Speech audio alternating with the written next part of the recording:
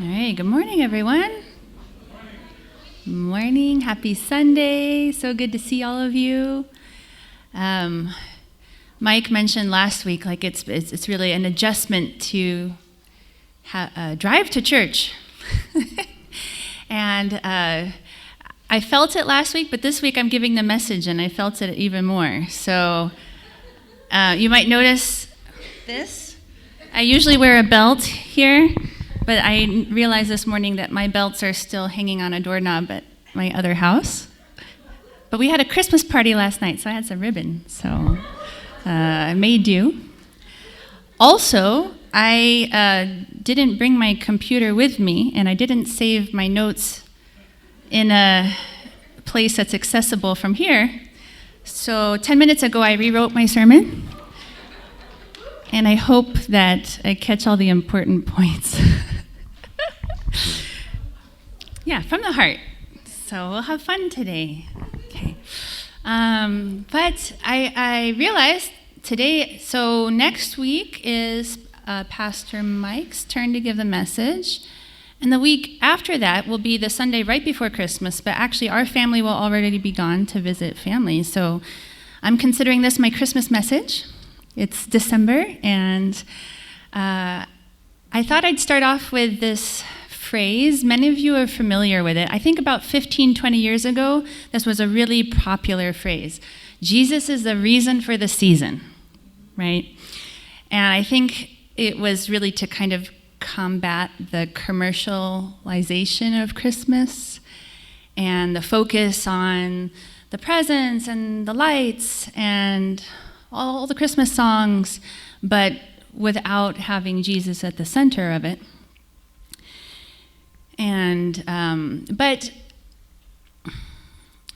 I think it actually goes beyond just Jesus is the reason for the season. Like a lot of Christians celebrate Christmas as Jesus' birthday. When we visit Mike's relatives in Iowa, they make a birthday cake for Jesus, and we sing happy birthday to him on Christmas, and it's really sweet. But I feel like it's not just a celebration of Jesus' birthday, because Jesus had a reason for coming. So if we want to know what the real reason for the season is, we have to look deeper of not just the day that Jesus was born, but why was Jesus born?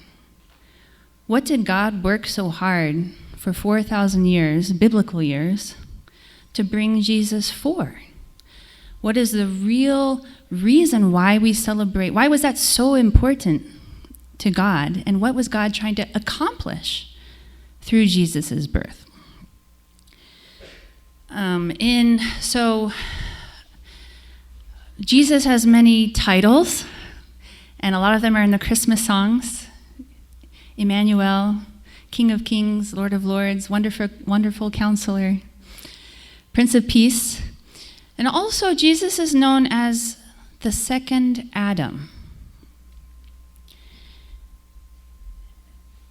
So that implies that Jesus came to do what Adam originally came to do. So to really know the reason for Jesus' coming and the reason why we celebrate Christmas, we have to know what was God's original purpose and design for creating human beings in the beginning. What was God hoping for with Adam and Eve? According to the divine principle, God's purpose of creation, at its heart, very simply, was to experience joy through love relationships with his children. He wanted to experience the love of a parent. He wanted to experience the spousal love of Adam and Eve getting married, the parental love of them taking care of their children, the sibling love, and even the love for parents. God gave Adam and Eve the commandment to be fruitful, to multiply, and to have dominion. So through their process of growth and them reaching maturity, having a family, experiencing true love to the fullest, and then that love multiplying, not just in their family, but becoming like a society in a world of love. That was it. That's all God really, really wanted. But as we know, unfortunately, Adam and Eve fell away from God's purpose before they ever got to the first blessing, right? The first blessing to be fruitful, to reach maturity, to get to the place where you are ready to embrace another person and love them more than yourself. And Adam and Eve couldn't really grasp. They knew that they were given commandments, but I don't think that they were mature enough yet to understand what was God's heart behind those commandments.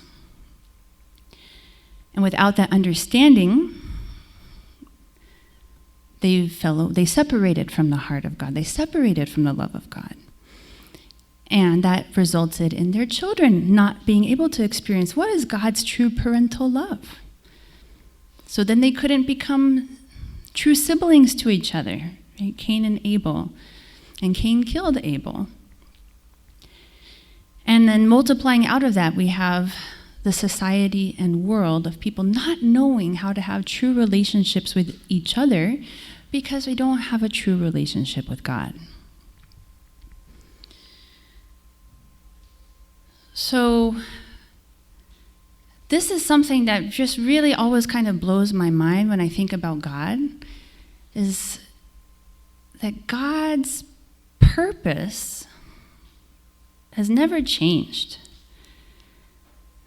God's heart is still that he just wants to experience that loving, full relationship with all of his children.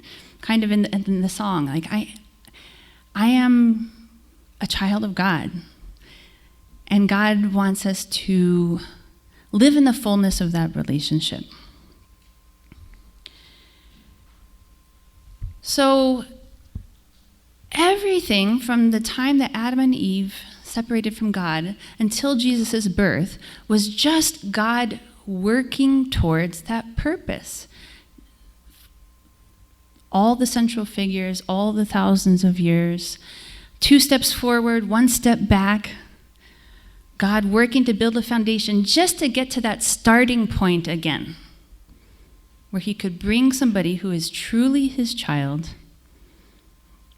and start the process of true parents and true family and a true world. It blows my mind because it was always very hard for me to understand. True Father talks about this a lot. It's in the Bible, like, God, I have purposed and I will do it. Like, how can God not lose sight of a purpose and a goal after 4,000 biblical years, which is even more biological years? But that helped me understand how important it is to know your purpose. I had an experience this year where I kind of understood God a little bit better.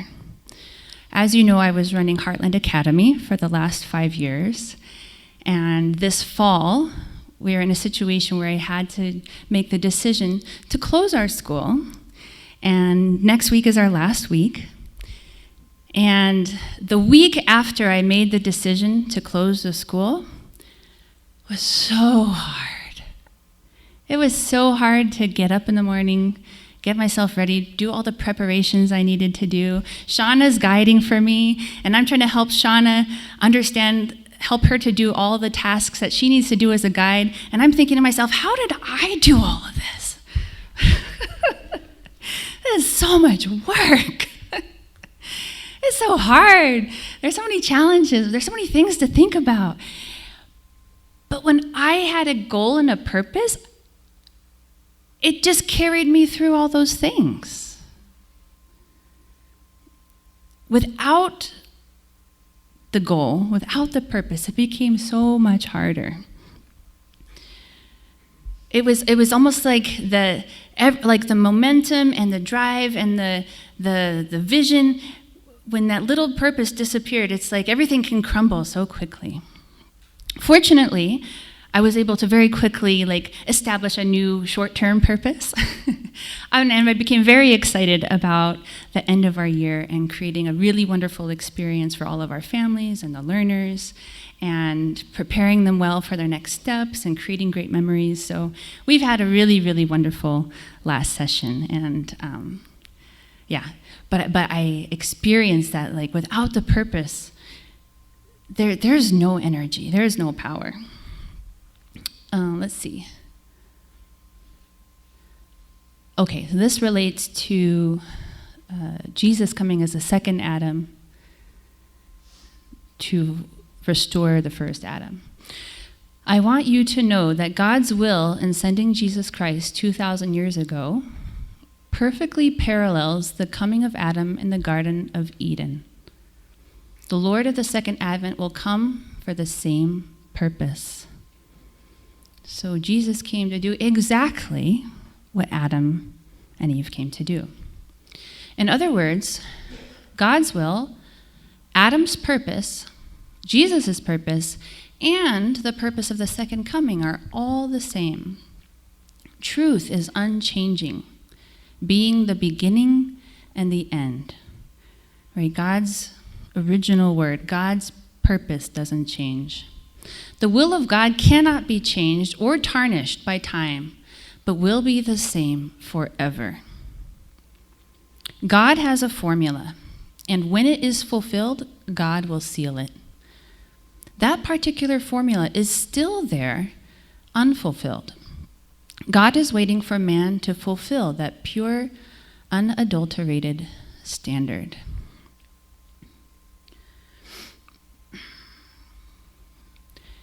And here's another quote. Where there is no vision, the people perish. That's what I really related to with the school. But also this relates to us. It's this. So this message is not just about why Jesus is to be celebrated, or why we celebrate Christmas. It's not just because Jesus came to do what Adam and Eve came to do, but that Jesus fulfilled his responsibility the very best that he could, and God still needed Adam and Eve. He still needed true parents. And that formula is still there, and we still have a part to play in it.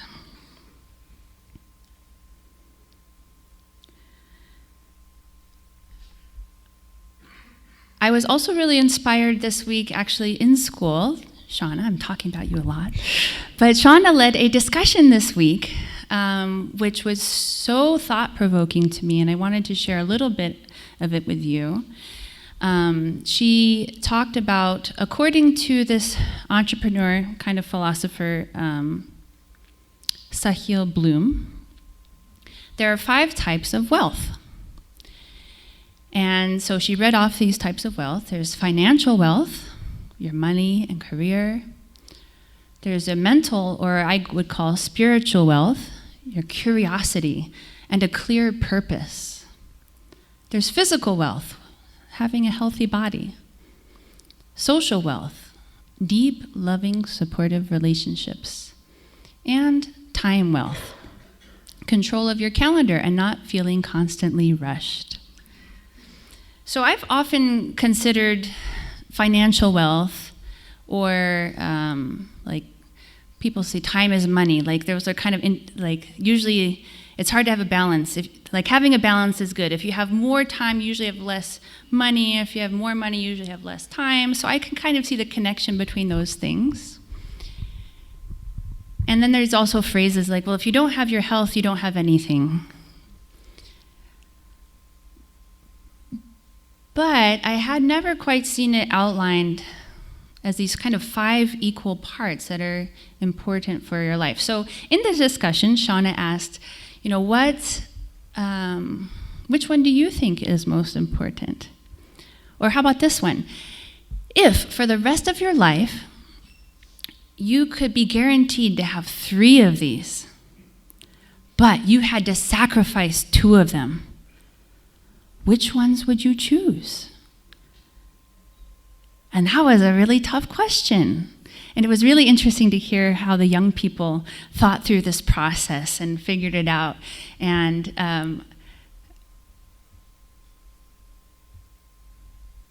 I realized for most very young people, the curiosity and a clear purpose doesn't hold a lot of weight.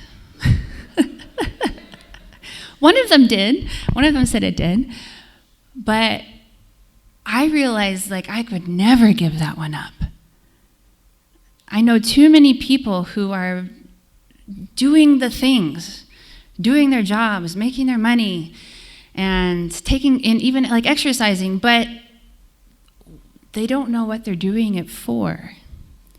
Or they have a very small purpose, just to take care of themselves and their family. And as long as that's okay, they don't care about the rest of it. But especially if you're looking for a purpose and you don't have it, that's so challenging. So many people take their own lives every year because they don't know what their purpose is. And it doesn't matter how much money they have. It doesn't matter how healthy they are. It doesn't matter what their calendar looks like.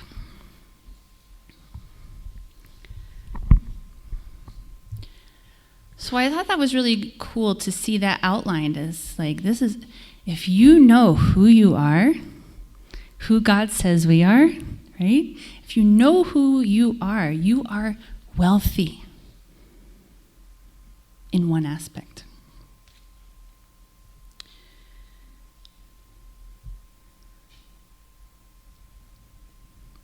I realized I really want to have all of these. And I think that actually God hopes for us to have all of these. But I think there are times when we need to maybe focus on one more than the other, or maybe we've neglected one and we have to pour a lot of energy into that one. But I encourage you to never give up on your clear purpose. And if you haven't found it yet, it's worthwhile to spend that time or the energy or even the money to figure out what is that purpose. Because without purpose, the people perish. But with purpose, you can overcome almost everything. I'm really grateful for Mike and Maya's relationship. I feel like we have a very good purpose and common goals. We know what we're working towards. And a lot of the challenges we face or relationship bumps are just that. They're like bumps along the road. But there are sometimes when we get more self-focused and we're not really thinking about our purpose so much. And that's when our relationship problems seem a lot more challenging. How are we ever going to get over this? Why are you like this? Why aren't you thinking about me? And the challenges can seem so big when we're not thinking about our purpose. So I feel like in this past few months, I've actually really learned a lot about God, because with God's purpose is so strong. God doesn't want, there's nothing else for him to settle for. God doesn't want anything except for the original ideal world that he envisioned. And so that purpose is enough to carry God through the thousands of years of biblical history, through the betrayals, through the having to work with somewhat good people and sometimes bad people, to just take one more step closer to his purpose.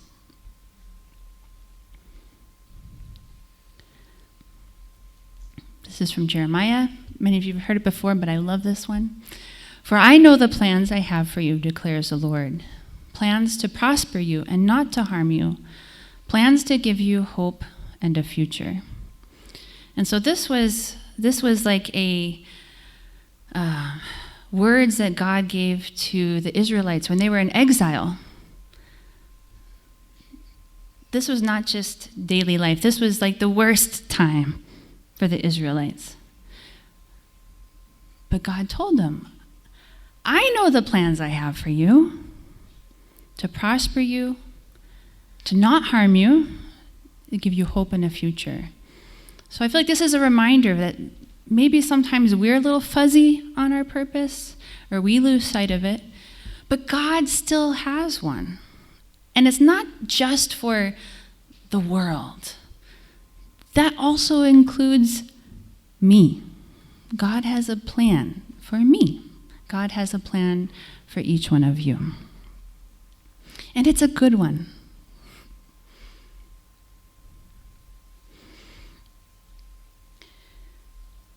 So,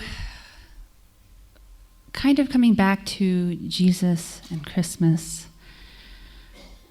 I'm going to go back to this quote that I started with.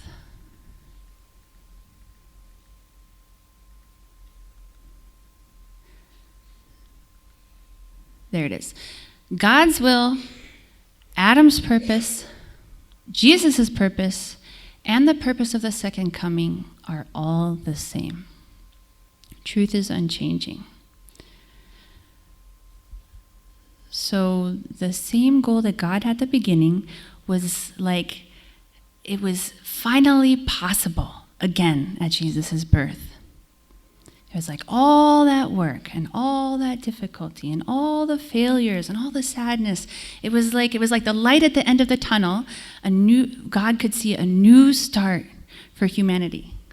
That's why it was hark the herald angels sing, right? That's why the angels sang when Jesus was born. That's why the wise men were called from across the world to travel to see the newborn baby. That's why people who were open in their minds and hearts could hear the angels and went to go see baby Jesus.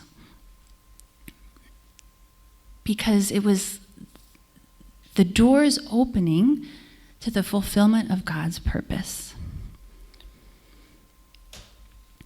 And Jesus, I think, is the same. Jesus really embodied God's heart of never giving up on his purpose.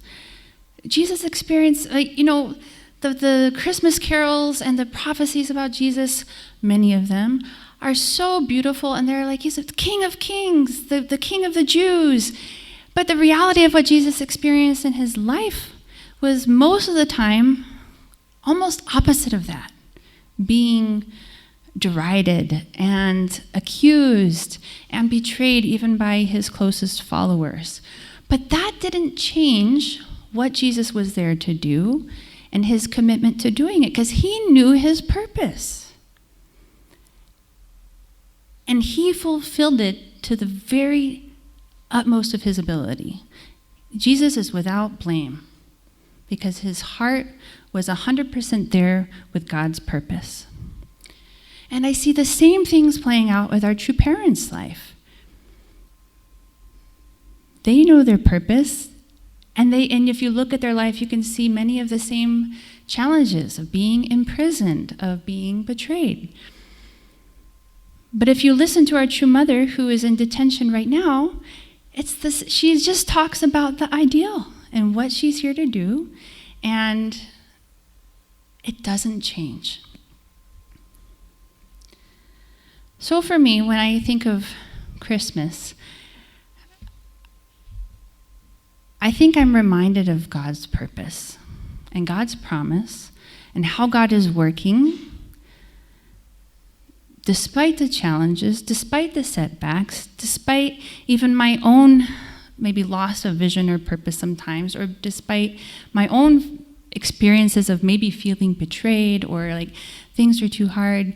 God's purpose hasn't changed even for me. And Christmas is a reminder of we have a formula. We have a path. And God's plan for us hasn't changed, and God's purpose for us hasn't changed. And so we are just all working together on that path to become these true people, our true families, making our little contributions to the ideal world. So that, ladies and gentlemen, is the real reason for this season. And I hope that as you go through your holiday preparations and your Christmas parties and your family visits and all the wonderful things that come with it, that we remember that all of those are just an expression of what the real reason for the season is. Like, I like to think of, Christmas trees. My mom always shared this with me. I was like, Christmas tree, isn't that like a pagan thing or something? Like, Christmas trees are always green. They never turn brown. They never lose their leaves. That's like God's love for us. That's like our purpose, right? It never changes. It's unchanging. So I love Christmas trees. We can do all of those fun things associated with Christmas, but remember that Jesus, our true parents, are the light of the world. So when we put up our Christmas lights, we're thinking of God's sending his love and light to the world through the lights. These are the ways that we can not just have fun, but we can really honor God, honor God's purpose. Remember my place in all of this, and that Christmas is not actually just about Jesus, it's about me and my responsibility and what I can do to make God's original dream come true. So please join me in prayer. Good morning, Heavenly Parent. Thank you for a beautiful Sunday morning. We're in December now and coming up to the end of the year 2025, beginning to peer into the next year. And I'm so grateful for the opportunities that we have to pause and to remember what you are doing in this world and how you have worked. And despite challenges and disappointments, how you have never given up on humanity. And we are your children. We are who you say we are. And our job is to recognize that and live into that role, to become your true children and to create those true families that you were just longing for as you spoke this world into creation. Thank you so much for your never-ending love for us and your patience with us as we grow into our role. And we just want to give so much love to you and to Jesus and to our true parents who are our role models because they never lost sight of their purpose, never lost sight of who they are and what we're all here for. And I pray that we can also discover what our purpose is within that. Each one of us is unique, has special talents, has something special to offer to this world, but it all is there to contribute to your purpose. And I pray that we can find the way that we plug in, because once we know who we are and once we know what we're here to do, there's really nothing that can stop us. And all of the challenges or difficulties we face are just road bumps along the way. So thank you so much for creating us as your children with so much love and purpose. And we offer this time to you in this service. In my name, Michael and Adonia Hendrick, Bless Central Families. Amen and adieu. Thank you.